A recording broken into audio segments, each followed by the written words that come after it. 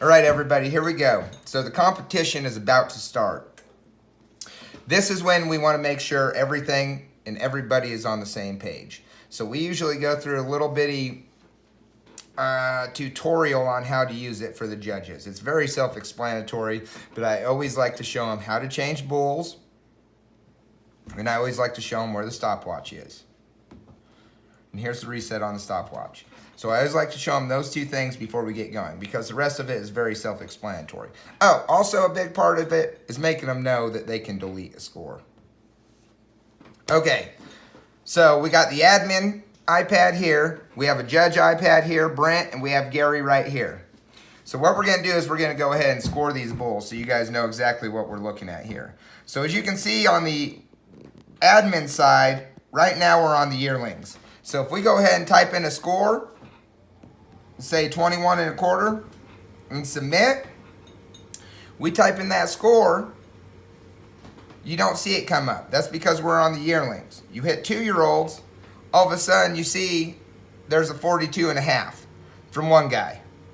So what we're doing here as far as our scoring system, it's based for 4 judges, but if there's 2 judges, it goes ahead and takes that and multiplies it by 2, so you're getting the four judge effect. So we come into the next judge. We're going to say we're going to go ahead and go at 21. We're going to submit that. Hit done. Boom. All of a sudden, on the admin, you can see that there's 84.5. So the best part about having the admin iPad is you can go ahead and click on this score right here, and it'll bring up your judges. And when you click on the judge, it'll show you what each one of them scored the animal. So if one guy does screw up and fat finger it like they do all the time, we have right down here where you can say edit score. So you go ahead and you hit edit score. You go ahead and edit that score, say maybe you wanted him a 22. Boom.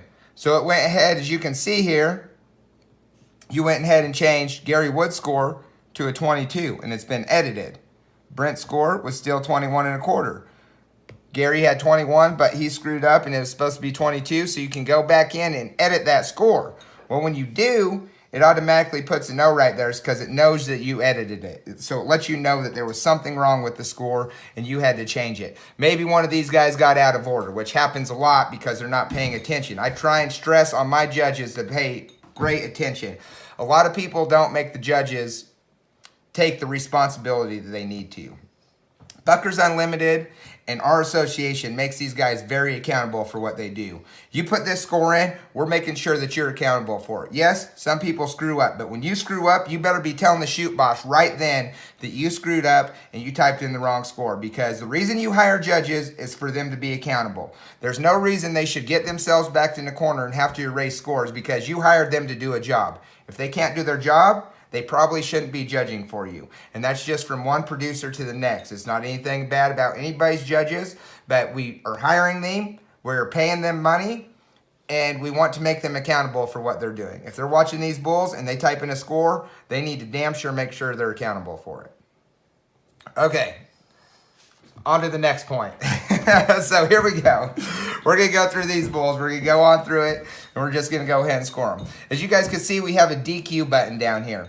So sometimes you're going to have a bull that falls. Say this bull, you hit stopwatch, the bull's going, oh, boom, he falls down. Next thing you know, at 3.9 seconds right there, he falls. Well, you have it on stopwatch 3.9 seconds, you have to DQ the bull. So you can go ahead and hit DQ. As soon as it DQs it, one judge DQs it, it automatically has it DQ'd in there.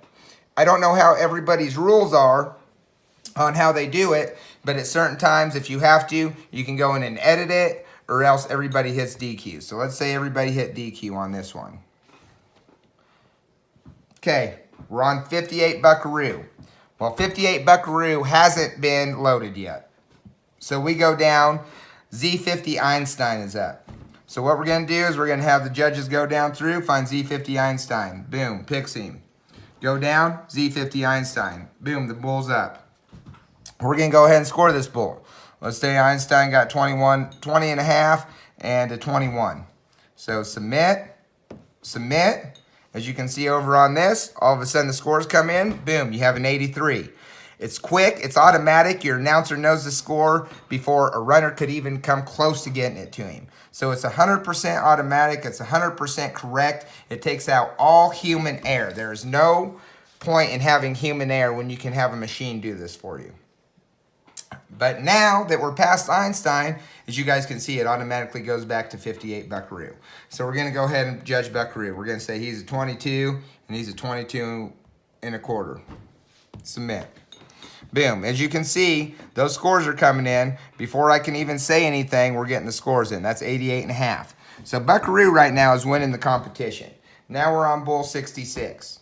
So we're going to go ahead and say 66 was a 19 and 19 and a half.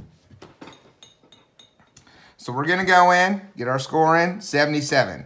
As we're announcing and we're going through this way, you guys can see the different things that you guys can do and the different things that we have going on here. If you guys have to edit more, if we have a bull out of order, because right now we're going to have one. So we're going to go down, we're going to say G53 Fuzzy Bones. He's the next bull. He got loaded out of order. Everybody make sure that they come down. They get G53 Fuzzy in there. We're going to go ahead and score him. Submit. Submit. There we go. See, there's an 89-point score. So now, as you can see, the next bull on these is bar 6 Sweet Thing because it goes right back in order, like I said. So it's very easy, very self-explanatory, very easy thing to do. So let's just go through, and I'm going to go ahead and score all the rest of these bulls real quick. We'll go ahead and put this tompeter on the on this iPad right here. So these guys, as I'm scoring these bulls, they can watch how fast this comes in, and they can watch the whole time that this is actually working. And it's something that is very easy for secretaries, and it's very simple as we go through and do this. Oh, one other thing about this. If you guys lose internet connection at any time, you can still go ahead and judge the animals. It will automatically save it in the database. So as soon as you reconnect, it automatically puts those scores right back in. It's not like you guys lose complete sight of what's going on. It's not like anything happens. It stores it, and then as soon as you reconnect, bam, it automatically sends that in. So you might have 5 bulls where you lose connection. On that 6th bull, connection pops up, and then all of a sudden you have all 6 of those scores right then. So we're going to go ahead and say this bull's a DQ. So he's DQ'd, as you can see. We're going to scroll up so you guys can see the last half of them and see how fast this stuff comes in. I'll tell you as I type it. 19, submit. 20, submit.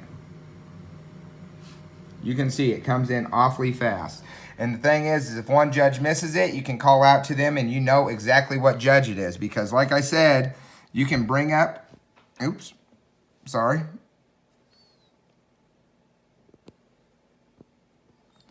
I said you can bring up these scores of these animals. So if you come in here and you want to type on an animal or click on an animal, all of a sudden it brings up the scores. So you see you got Brent Meyer here. You click on Gary's, it has his score. Either one you want to click on, you can click on. And whatever one you click on, if you want to edit it, like I said, there it is. There's the edit. You go ahead and change the score as the admin. We don't allow the judges to do it from their iPads, which they want to sometimes, but I do not want that because I feel like we should be in control of their scores. They should be hired to do a job. All right, here we go. We're going to finish this out real quick.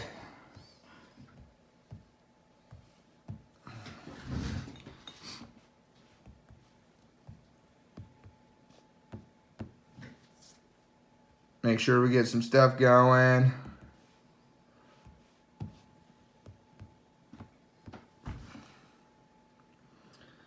All right, got 2 more bulls left.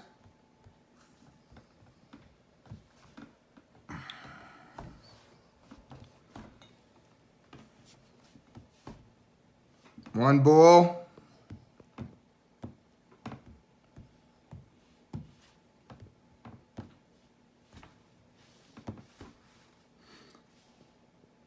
Okay, so now you can see we have all these animals scored, okay? Everyone in that class has been scored. Let's come over here. You can look at the judges. It says, thank you for scoring this event. The judges have to hit OK. Come over here. Have to hit OK.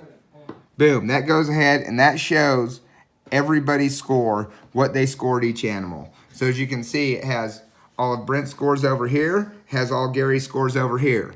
Has each one what they scored each animal. Now as you come back to the admin side of it, it has a button that says end event. So as soon as you hit end event, that means there's no more editing of scores, no more anything. If you want to edit a score, you go in and do it right now before you hit end event. So what I usually tell people, the best thing to do is wait till you get the judges' sheets. If they tell you something screwed up, whatever you do, you can go back and edit it right here. Because as soon as you hit end event, it's automatically going to show you the payout and how the bulls ranked in order. So let's go ahead and do that. End event.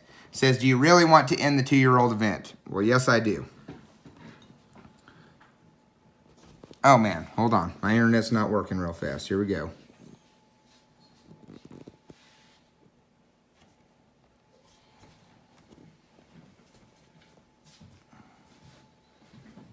All right, as you can see here, once you end the event, hit the end of the event, it goes ahead and it puts all these animals in order, how they rank for the amount that you're paying out.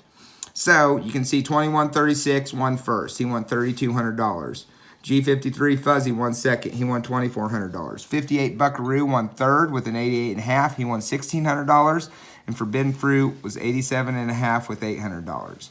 This shows right here that there is no need for people to have to sit around and have to work as hard as they do to be a secretary.